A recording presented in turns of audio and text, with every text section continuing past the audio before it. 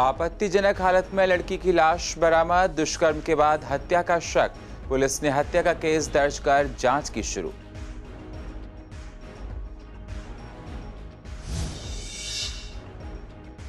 महिला की बहादुरी से चोरी की कोशिश नाकाम। बदमाश की फायरिंग से महिला के कमरे में लगी गोली। लूटपाट के बगैर भागे बदमाश। घायल महिला का चल रहा इलाज।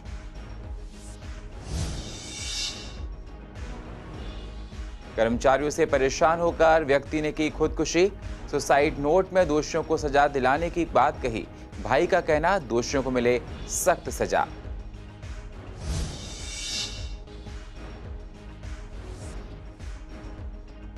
सीबीडी ग्राउंड की सड़क पर गड्ढों से राहगीर हैं परेशान। बारिश के बाद सड़कों में हुए बड़े बड़े गड्ढे। गड्ढों की वजह से राहगीरों का चलना हुआ मुश्किल।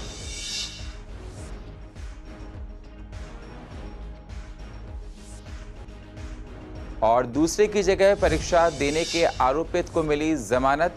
पुराना आपराधिक रिकॉर्ड न होने पर मिली जमानत। आरोपी को कुछ शर्तों के साथ दी गई बेल।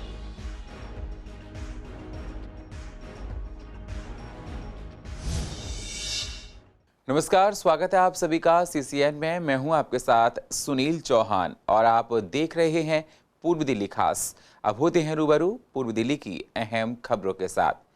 उत्तर पूर्वी जिले में स्थित मंडोली एक्सटेंशन के हनुमान पार्क में उस समय अफरा तफरी मच गई जब पार्क में मॉर्निंग वॉक करने आए लोगों ने बेंच के नीचे लड़की का नग्न अवस्था में शव पड़ा हुआ देखा। लोगों ने इसकी सूचना पुलिस को दी। पुलिस के मुताबिक 19 साल की लड़की सीमापुरी की रहने वाली है और नशे की आदी थी।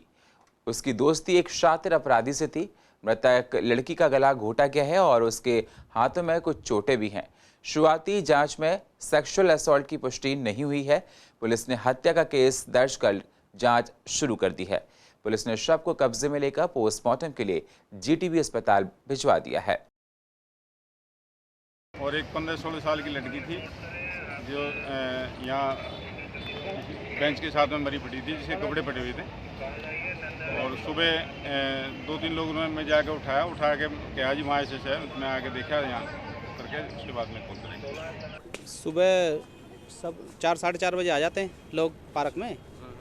तो यहाँ पे लेडीज़ें वो कर रही थी, व्यायाम करती हैं, खंबे पे बैठ के। तो 5-5:30 बजे जब उजाला हुआ तब देखा लड़की को, लड़की पड़ी हुई थी। तो सब फिर बाद में पता लगा कि भाई ये लड़की की डेथ हो गई है। वो रात में कब हुआ है वो तो पता नहीं किस टाइम हुआ है, कि कब मार के या मार के डाला। अगर यहाँ पे मारते तो ब्लड वगैरह भी होता, क्योंकि हाथ भी कटा हुआ था, गर्दन भी कटी हुई थी। तो ऐसा तो कुछ भी नहीं है, यहाँ पे जो ब्लड दिखाई नहीं दे रहा। तो ये हो सकता है कि यहाँ जो बाहर के ऑटो आते हैं यूपी के, जो अनऑथराइज है, जो मिली भगत से आ रहे हैं किसी की, वो कल भी 40 से 50 लोगों की संख्या में थे। वो रात को हो सकता है वो उनके साथ आई हो और उन्होंने बैठ के यहाँ खाना वाना खाया हो और आगे उनकी जो प्रोसेसिंग हुई हो ठीक ना हो। जिस तरीके से आप इस तरह का हमें शक है। ये आसपास के हमारे कॉलोनी की तो नहीं लग रही, लेकिन आसपास के क्षेत्र की अवस्था हो सकती है, जैसे नंदगिरी की हो गई या पीछे बैठे बैठे की हो गई। ज्योतिनगर में एक महिला की दिलेरी ने चोरी करने आए बदमाशों को भगाने पर मजबूर कर दिया, लेकिन इस दौरान बदमाशों की फायरिंग से महिला के कमर में गोली लग गई, जिसकी वजह से वह घायल हो गई। महिला का इलाज एक निजी अस्पताल में चल रहा है। महिला ने बताया कि सुबह 11:30 बजे तीसरी मंजिल पर बने उनके फ्लैट में 2 लड़के घुस आए और एक चाकू लहराता हुआ कमरे में घुस आया, जबकि दूसरा पिस्टल थामे हुए गेट पर खड़ा हो गया। बदमाश ने उनके अलमारी से कैश निकालने के लिए कहा, साथ ही ये भी कहा कि अगर कैश नहीं दिया तो बच्चे को मार देंगे। ये सुनकर महिला बदमाश पर झपट पड़ी और इससे बदमाश के हाथ से चाकू गिर गया और बदमाश फायरिंग करते हुए भाग निकले। फायरिंग के दौरान एक गोली महिला की कमर में लग गई, जिससे वह घायल हो गई है। वहीं पुलिस ने केस दर्ज कर मामले की छानबीन शुरू कर दी है। गोकुलपुरी में रवि कुमार चौहान नाम के व्यक्ति ने साथी कर्मचारियों से परेशान होकर आत्महत्या कर ली। पुलिस को मिले सुसाइड नोट में साथी कर्मचारी के द्वारा बुरे बर्ताव से आहत होने पर खुदकुशी करने की बात लिखी है। वहीं मृतक के भाई का कहना है कि आए दिन रवि उससे बुरे बर्ताव की बात करता था, जिसके कारण से अभी तक वह 2 बार खुदकुशी करने का असफल प्रयास कर चुका था, लेकिन कल घर पर कोई नहीं था, जिसको देखते हुए उसके खुदकुशी कर ली है उसने। वहीं पुलिस ने शव का पोस्टमार्टम करा के परिजनों को सौंप दिया है और मामले की तहकीकात में जुट गई है। सुसाइड नोट में उन्होंने क्लियरली मेंशन किया है कि उनके डिपार्टमेंट के कुछ लोग हैं जो उनको बहुत ही ज़्यादा बुरी तरह से मेंटली टॉर्चर कर रहे थे पिछले कुछ दिनों से, एंड अभी जो लास्ट स्टेज थी वो बर्दाश्त नहीं कर पाए और उन्होंने कल 6 बजे ऊपर से 4th फ्लोर से जंप करके सुसाइड। पहले भी कोई अटेम्प्ट किया था? नहीं, पहले अटेम्प्ट नहीं किया था, कल ही उन्होंने फर्स्ट टाइम अटेम्प्ट किया। तब तो फैमिली ने, मेरी सिस्टर ने उनको सेव कर लिया था, बट जब वो नीचे चली गई उसके बाद उन्होंने फाइनल स्टेप ले लिया। हाँ, बहुत ही बुरी तरह से उनके जो लीड्स हैं उनके नाम भी उन्होंने क्लियरली मेंशन किए हैं उसमें अपना सुसाइड नोट में। हाँ, फैमिली से सिंपल इतना बताया था, मेरा छोटा भाई है उससे उनकी कंटिन्यू बात होती है, मेरे से नहीं होती। उसको इतना फ़ोन किया था कि यार मुझे है ना बहुत ज़्यादा परेशान कर रहे हैं, मेरी टीम के कुछ बंदे हैं, मेरे बॉस वगैरह, सुपरवाइज़र, और एक बंदा का पोस्ट मेरे को नहीं पता है, बहुत ज़्यादा परेशान कर रहे हैं एंड मैं यहाँ से जॉब वॉब छोड़ दूँगा। उसने समझा कि अभी रुक जाओ, अगर ज़्यादा ही परेशानी तो आप जॉब छोड़ दो। बट अभी 2-3 दिन से वो ऑफिस भी नहीं जा रहे थे और कल मेरी सिस्टर को वो बोलते हैं कि यार नीचे देखो कोई बंदे लगा रखे हैं, वो लोग मुझे मरवा देंगे। तो उसने बोला कि ऐसा कुछ नहीं है। फाइनली जाके उन्होंने वो स्टेप उठा लिया। बिल्कुल ही मेंटली। पुलिस क्या कार्रवाई कर रही है? पुलिस कुछ नहीं कर रही भाई। पुलिस ने 7 बजे से हमारे को बैठा के रखा है अपने थाने के आगे। मैं थाने में अंदर जा रहा हूँ, उनसे पूछ रहा हूँ कि एक नाम बताया था उन्होंने, SI हैं कोई वहाँ के, उनका नाम बताया था, मैं सीताराम जी ना, मैं उनसे मिलने जा रहा हूँ तो वो मुझे बाहर भगा रहे हैं। उनके घर की प्रॉपर्टी नहीं है भैया, वो थाना है, सरकारी प्रॉपर्टी है। हम अपने काम से वहाँ पे जा रहे हैं, हम अपना प्रॉब्लम उनके साथ शेयर करने के लिए जा रहे हैं। हमारे साथ इतना रूड बिहेवियर। यहाँ मुझे बोल रहे हैं 200 रुपये दे दो यार थाने में। मैं क्यों दे दूँ? एक तो मेरा बंदा चला गया, पोस्टमार्टम सरकारी है, 200 रुपये मैं किस चीज़ के दूँ? पूर्वी दिल्ली में सड़कों की हालत बदहाल होती जा रही है, जिससे लोगों की परेशानियां बढ़ती जा रही हैं। वहीं CBD ग्राउंड की सड़क में बरसात के बाद गड्ढे दिखाई दे रहे हैं। सड़कों में हुए गड्ढों को ठीक करने के लिए कोई भी ध्यान नहीं दे रहा है। लोगों की परेशानी दिनों दिन बढ़ती जा रही है, चाहे वह वाहन चालक हों या आम नागरिक। इस सड़क पर हुए गड्ढों से यहां से गुजरने वाले वाहनों की गति पर भी ब्रेक लग गया है। आए दिन लोग हादसे का शिकार हो रहे हैं। वहीं लोगों का कहना है कि शिकायत के बाद भी अभी तक कोई भी निष्कर्ष नहीं निकला है। ये करकटडुमा का CBD ग्राउंड है, क्रॉस रिवर मॉल के पास जगह है। और इस तरीके से अगर रात को, तो यहाँ पे तो इतना अंधेरा होता है कि लाइटिंग होती नहीं है, और जब एकदम से टर्न कोई ले तो वो वाकई मतलब बहुत डेंजरस है उसके लिए, और कुछ भी हादसा हो सकता है। अगर रोड टैक्स पूरा दिया जा रहा है, दिल्ली सरकार भी इतना पैसा ले रही है, सब चीज़ें हो रही हैं, लेकिन मुझे तो दिल्ली की सड़कों का पता ही नहीं आजकल हो क्या रहा है। हर जगह हालात है, हर जगह बहुत बुरे हालात हैं। हाईवे नेशनल बड़े अच्छे बन गए हैं, वर्ल्ड क्लास नेशनल हाईवे बन चुके हैं, लेकिन जो इंटरनली दिल्ली की सड़कें हैं उनका क्या हाल है, उनको तो समझ नहीं आ रहा। हमारे को कि पैसा जा आ रहा है, सारी चीज़ें बिल्कुल बनाया जा सकता था। अगर कोई मान लो कोई मिसहैपनिंग हो जाती है तो वो किसके ऊपर क्लेम करेगा, उसको कौन पैसा देगा? और अगर ये गड्ढा है और ये यहाँ भर नहीं पा रहा है तो इसकी जिम्मेदार खुद गवर्नमेंट है, क्योंकि यहाँ ना तो अरविंद केजरीवाल जी आते हैं, ना उनके मंत्री आते हैं। यहाँ तुम और हम और एक आम आदमी, या तो रिक्शा चलाने वाला, या बाइक चलाने वाला, या कार चलाने वाला आदमी आता है। वो मरो तो मरो, उन्हें कोई मतलब नहीं है। मेरा मानना ये है, जहाँ ये गड्ढा है क्रॉस रिवर मॉल, और मुझे सुनने वाले सुन भी रहे होंगे शायद, जो यहाँ के MCD वगैरह या जो भी यहाँ के कर्मचारी हैं, वो मेरा मानना है कि पूरे दिन में वो यहाँ को 10 बार जरूर निकलते होंगे। विभिन्न पदों पर भर्ती के लिए आयोजित दिल्ली जिला अदालत परीक्षा में अभ्यर्थी की जगह परीक्षा में शामिल होने के मामले में करकटडुमा कोर्ट ने एक आरोपित को जमानत दे दी है। अतिरिक्त सत्र न्यायाधीश रविंद्र बेदी ने कोर्ट के आदेश में कहा कि आरोपित पर इससे पहले किसी तरह के अन्य आरोप नहीं है, इसलिए उसे जमानत दी जा रही है। वहीं इस पर जब हमारी संवाददाता सोनिया शर्मा ने एडवोकेट मनीष भदौरिया से बात की तो उन्होंने बताया कि अर्जी पर सुनवाई के दौरान पक्ष रखा गया कि दिवाकर को इस मामले में गलत फंसाया गया है, जिसकी वजह से अदालत ने उसे बरी कर दिया है। दिल्ली जिला न्यायालय में अधीनस्थ कर्मचारियों का, जो चतुर्थ श्रेणी कर्मचारी, उनका एक एग्ज़ाम कंडक्ट किया गया था, जिसमें एक अजय सैनी नाम का विद्यार्थी था। और अजय सैनी खुद और उसके ही नाम का एक दूसरा विद्यार्थी वहां आकर प्रेजेंट हुआ, और चेकिंग में पाया गया कि उनके पास फर्जी दस्तावेज थे। तो पुलिस ने इसके आधार पर मुकदमा दर्ज किया और 3 लोगों को इस मामले में अरेस्ट किया, महिपाल कुमार, अजय सैनी और झा साहब का, जो मेरे क्लाइंट थे। इस मामले में अदालत को मैंने बताया कि ये जो है पुलिस ने झूठा फंसाया है, ये परिस्थितियों का विक्टिमाइज है और UPSC की तैयारी कर रहा है और बहुत होनहार स्टूडेंट है, और इसका कोई प्रीवियस इन्वॉल्वमेंट नहीं है किसी प्रकार का, डीप रूट्स हैं सोसाइटी में और काफ़ी अच्छे फैमिली को बिलोंग करता है।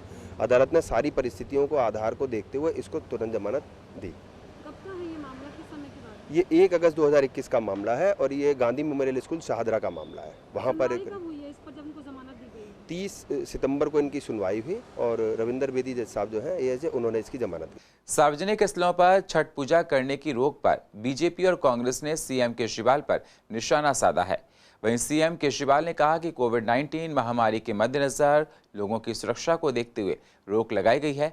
कांग्रेस नेता डॉक्टर नरेंद्र नाथ ने कहा कि जब सारे त्योहार मनाए जा रहे हैं तो छठ पूजा पर रोक लगाना ठीक नहीं है। वहीं बीजेपी नेता महेंद्र आहूजा का कहना है कि शहर में छठ पूजा पर रोक लगाकर केजरीवाल ने लाखों पूर्वांचलियों का अपमान किया है। आप सरकार जानबूझकर छठ पूजा की इजाजत नहीं दे रही है। अब तो कोरोना मामले ना के बराबर हैं। सरकार को चाहिए कि कोरोना गाइडलाइन और सोशल डिस्टेंसिंग का पालन कराते हुए छठ पूजा कराने की इजाजत दी जाए। इन सब पर आप नेता रोहित मेहरोलिया का क्या कहना है, जरा आप भी देखिए। त्योहारों के मामले में राजनीति नहीं करनी चाहिए। अगर परमिशन देनी है तो दें, नहीं परमिशन देनी तो राजनीति करने की जरूरत क्या है। और जहाँ तक केजरीवाल साहब का लिखा है कि दूसरी पार्टी राजनीति कर रही है, मैं कहता हूँ जितनी राजनीति दिल्ली में केजरीवाल साहब करते हैं शायद कोई और पार्टी नहीं करती थी राजनीति। भाई जब आपने रामलक भी परमिशन दी है दशहरा उत्सव मनाने की, तो छठ पूजा का कार्यक्रम भी तो एक ही दिन का होता है, तो उसकी परमिशन भी दे देनी चाहिए। वो कह रहे हैं कि पानी के अंदर खड़े होंगे तो अगर किसी को कोविड हो गया तो सबको कोविड फैल जाएगा। मैं केजरीवाल साहब से कहना चाहता हूँ, पानी से कोविड नहीं फैलता है। पानी में खड़े होने से सोशल डिस्टेंसिंग का पालन करें। जो शर्तें आपने दशहरा उत्सव के लिए लगाई हैं रामलला कमेटी पे, उन्हीं शर्तों के साथ छठ पूजा पे लगाकर उनको भी मैं समझता हूँ छठ पूजा करने की इजाज़त उनको मिलनी चाहिए। छठ पूजा को सार्वजनिक तौर से मनाने की इजाज़त नहीं दी गई है। लोगों की सुरक्षा को ध्यान में रखते हुए और सरकार की प्राथमिकताओं में सबसे ऊपर है अपने दिल्ली वासियों की जान और जिंदगी को बचाना। लेकिन इसमें दुर्भाग्यपूर्ण बात यह है कि लगातार जिस प्रकार से कांग्रेस और भारतीय जनता पार्टी के लोग, विपक्षी पार्टियों के लोग जिस प्रकार से ओछी राजनीति कर रहे हैं, इसको लेके उनको बाज आना चाहिए। और ये अपने आप में बहुत ही गलत बात है, क्योंकि लोगों की ज़िंदगी बहुत ज़रूरी है। हम अपने घर पर रहकर भी पूजा का आयोजन कर सकते हैं, अपनी आस्था के अनुसार पूजा कर सकते हैं, लेकिन ज़िंदगी रहेगी तो सब कुछ रहेगा। कोरोना प्रोटोकॉल में कोई राजनीति नहीं होनी चाहिए। केवल छठ पूजा ही नहीं वरन दिवाली और रामलीला के दिनों के ऊपर भी बड़े अंकुश लगे हैं। मुझे लगता है कि उनका पालन किया जाना चाहिए। पर केजरीवाल जी, ये वाले नियंत्रण सभी जगह होने चाहिए, केवल त्योहारों के उसके ऊपर अंकुश नहीं लगाने के लिए होने चाहिए। सब जगह होंगे तो राजनीति की कोई गुंजाइश नहीं बनेगी। कहीं आप ढिलाई बरतेंगे, कहीं नहीं बरतेंगे, तो राजनीति की गुंजाइश बनी रहेगी। मंडावली में लोगों को सुविधाएं देने के लिए कैंप लगाकर लेबर कार्ड बनाए गए। इस दौरान कैंप में करीब 200 लोगों के लेबर कार्ड बने। कैंप आयोजकों का कहना है कि कैंप लगाने का मुख्य उद्देश्य ऐसे लोगों का कार्ड बनाना है जिनके अभी तक लेबर कार्ड नहीं बने थे। कार्ड बनने के बाद केंद्र सरकार के द्वारा मिलने वाली लगभग 17 सुविधाओं को लिया जा सकता है। ये कार्ड ऐसे धारकों का बन रहा है जिनकी इनकम साल में 5 लाख से कम है। हम अलग अलग क्षेत्रों में जाकर कैंपों को लगाएंगे ताकि जनता को इस कार्ड के माध्यम से सीधा लाभ मिल सके। जो भी यहाँ पे लेबर क्लास लोग रहते हैं या गरीबी रेखा के नीचे लोग रहते हैं, उन सभी के कार्ड बनाए जा रहे हैं। कोई बाउंडेशन नहीं है। अभी तक मेरे ख्याल से 300 से ज़्यादा लोग सुबह से रजिस्ट्रेशन करा चुके हैं और आप देख रहे हैं बाहर कितनी भीड़ लगी हुई है। लगातार लोग आ रहे हैं और रजिस्ट्रेशन करा रहे हैं। हमारा प्रयास है कि हम ज़्यादा से ज़्यादा लोगों को ये सुविधा दे सकें ताकि वो जो भी सरकारी सुविधाएं हैं, हमारे प्रधानमंत्री जी नरेंद्र मोदी जी द्वारा जो भी सुविधाएँ दी गई हैं वो उन तक पहुँच सकें। जो लेबर के लिए, जो मजदूरों के लिए, जो ज़रूरतमंदों के लिए 17 योजनाएं हैं, उसमें ऐसे लेबर कार्ड बनाने का आज ये आयोजन भारतीय जनता पार्टी मंडावली मंडल के अध्यक्ष श्री कैलाश यादव जी के माध्यम से हो रहा है। क्योंकि हम चाहते थे कि ये लोगों तक पहुंचे, लोगों को पता चले, गरीब वर्ग के लोगों को, कि उनके पास भाई ये गरीबी की कार्ड हमारे बनता लेबर कार्ड। वो लोग मैंने देखा पहले पैसे देके कई बाहर ऐसे लोग बनवा रहे थे, पर जब हमने सोचा कि हम अपने मंडल में ये क्यों ना काम करवाएं, तो ये हमने अपने मंडल अध्यक्ष के द्वारा ये यहाँ पे एक कैंप लगवाया जिसमें सभी लोगों को ये योजना मिल सके। लेबर कार्ड जो हमारे मजदूर वर्ग के भाई हैं, साथी हैं, उनको एक कार्ड जो इश्यू होता है सरकार की तरफ से, जिससे कि वो कार्ड के माध्यम से कई प्रकार की सुविधाएं ले सकते हैं। वो कार्ड बनाने का एक बहुत ही अच्छा सेवा का काम आज मंडल अध्यक्ष जी ने अपने निवास पर रखा है, यहाँ पर ऑफिस पर। निःशुल्क ई श्रम कार्ड बना रहे हैं। ये ई श्रम कार्ड क्या है? ये हमारे मोदी जी ने 26 अगस्त को लॉन्च किया। जो असंगठित ग्रुप के लोग हैं, यानी कि जिनका कि कभी किसी तरीके से वो ना तो वो काम जरूर करते हैं, वो श्रम करते हैं, बट उनका ना तो वो कटता है, उनका जो सरकारी पीएफ वगैरह जिनका नहीं कटता, या जो 5 लाख से कम की जिनकी इनकम होती है, वो हर व्यक्ति ई श्रम कार्ड बना सकता है। इसके 17 फायदे हैं, जिसमें आप सौर सिस्टम, सौर ऊर्जा का अगर पैनल लगाते हैं तो उसमें भी आपको फ़ायदा मिलता है। 10,000 तक का लोन मिलता है, 2 लाख तक का आपका बीमा है, और ऐसी बहुत सी सुविधाएं जो है मोदी जी ने दी। कैंप लगता है तो फायदे, जैसे सरकार जी छोटी छोटी जो हम लोग गरीब लोगों की योजनाएं जो देते हैं, उसका हम लोग लाभ उठाते हैं। जैसे बच्चियों को स्कूल के आएंगे पैसे, कुछ पैसे आ जाएंगे, हो सकता है मकान ना हो तो उसके लिए कुछ लोन दे दें। ऐसी यही सब छोटी छोटी सुविधाएं मिलती हैं, वही हम लोगों के लिए। बाहर हाँ पैसे लगते हैं, हमने कहे तो नहीं है, मतलब ऐसे पहले बताया था तो मेरे पास नहीं जुगाड़ हुआ था तो नहीं बन पाया था, और अब का मैं यहाँ पे बताया था ये दीदी ने, तो मैं इनके साथ आई थी। स्वच्छ भारत अभियान के तहत रघुनाथ मंदिर से श्री बाबूसा मंदिर लाल क्वार्टर तक एक रैली का आयोजन किया गया। इस दौरान युवकों के साथ सीनियर सिटीजन ने भी हिस्सा लिया। कार्यक्रम के आयोजक ने बताया कि स्वच्छ भारत अभियान के तहत क्षेत्र को साफ रखने का प्रण हम सभी ने लिया है और इसी के तहत आज हम सभी मिलजुल कर इलाके को साफ कर रहे हैं। आयोजकों का कहना है कि देश को साफ रखना हम सब की जिम्मेदारी है और इस जिम्मेदारी का पालन करना हम सब का धर्म होना चाहिए। देखिए, हम लोग ये चाहते हैं कि स्वच्छता तो मतलब बहुत ज़रूरी है हम सब के लिए। स्पेसिफिक हमारा जो इस बार स्ट्रेस है वो सिंगल यूज़ प्लास्टिक के ऊपर है। तो लोग ये कि सिंगल यूज़ प्लास्टिक का यूज़ कम से कम करें, और अगर यूज़ कर भी रहे हैं तो उसका प्रॉपर डिस्पोजल करें। देखिए, हम कोशिश करेंगे कि अपनी तरफ से एक्टिविटी बढ़ाएं और एनफोर्समेंट एक्टिविटी हम लोग बढ़ाएं। बाकी साथ में मेरा रिक्वेस्ट भी है सभी मार्केट एसोसिएशन से और सभी जो कस्टमर्स हैं उनसे भी, कि इसका यूज़ अपने आप वॉलंटरी अगर इसको बंद करेंगे तो बहुत अच्छा होगा। देखिए, अभी आज हम लोगों ने यहाँ रैली निकाली है मार्केट में, और इसके अलावा पूरे महीने हम लोगों का कुछ ना कुछ प्रोग्राम चल रहा है। इस अक्टूबर के महीने में हर जगह जाके हम लोगों को अवेयर कर रहे हैं, बता रहे हैं कि सिंगल यूज़ प्लास्टिक और को स्पेसिफिकली और ओवरऑल क्लीनलीनेस हमें मेंटेन करनी चाहिए। देखिए, अब जो हम लोगों ने देखा है पहले से मुकाबले में ज़्यादा अवेयरनेस आ चुकी है। आज की डेट में जो बच्चे भी हैं, अगर वो उनका टॉफ़ी का जो रैपर होता है वो भी वो पॉकेट में डालते हैं, जहाँ डस्टबिन मिलता है वहीं फेंकते हैं। तो ऐसा नहीं कहेंगे कि अवेयरनेस नहीं है, लोगों में अवेयरनेस आ रही है, क्योंकि इस चीज़ से खाली किसी एक सिंगल आदमी को नहीं बल्कि पूरी जनता को नुकसान है। पर्यावरण में, हमारे पोल्यूशन में, वाटर में, हर चीज़ में। देखिए, जैसे नाले नदियों में बोतल या प्लास्टिक फंस जाता है तो उसमें जाम हो जाता है पानी, उससे कीचड़ होता है, उससे नुकसान होता है। ठीक उसी तरीके से हवा में प्रदूषण फैलता है। आप पथ प्रदर्शन कर रहे हैं लोगों में एक जागृति करने के लिए, और सर्कुलर भी निकाल रहे हैं हम कस्टमर्स के लिए भी, ताकि वो ऐसा इसको जो है मिसयूज़ ना करें और सरकार को जो है इसमें जो है मदद करें। जी, हमारा जो मकसद है, मेन मोटिव जो है पूरे भारत में, पूरे विश्व में यही हमारे अवेयरनेस फैलानी है कि प्लास्टिक का जितना हो सके उससे कम उपयोग किया जाए, ताकि अपने पर्यावरण को शुद्ध बनाया जाए। ग्राहक जो आ रहे हैं वो उनकी साफ़ सफाई का या उनके लिए ये दुकानदार का दायित्व बनता है, ये दुकानदार की ड्यूटी बनती है कि उनको ये सुविधा प्रोवाइड कराए कि वो जो मार्केट में आए तो मार्केट में सफाई हो, और दुकानदारों का स्वयं भी दायित्व है। और दुकानदार अब हमारे कृष्णा नगर के पहले से बहुत ज़्यादा अवेयर हैं। पूरे देश भर के 744 जिलों में ये मुहिम चलाई जा रही है, जिसके अंतर्गत करीब 2.5 लाख गांव जो है ना जुड़ेंगे, जिसमें हमारे नहरियों के अंदर के विभिन्न युवा मंडल और महिला मंडल के वॉलंटियर्स और यूथ क्लब्स और यूथ उसमें जुड़ेंगे। और पूर्व दिल्ली की अधिक जानकारी के लिए आप यूट्यूब पर जाकर CCN लाइव को सब्सक्राइब करें और फ्रेश अपडेट लेते रहें। और फिलहाल पूर्व दिल्ली खास में इतना ही। बाकी खबरों के लिए आप बने रहिए CCN के साथ। तब तक के लिए नमस्कार।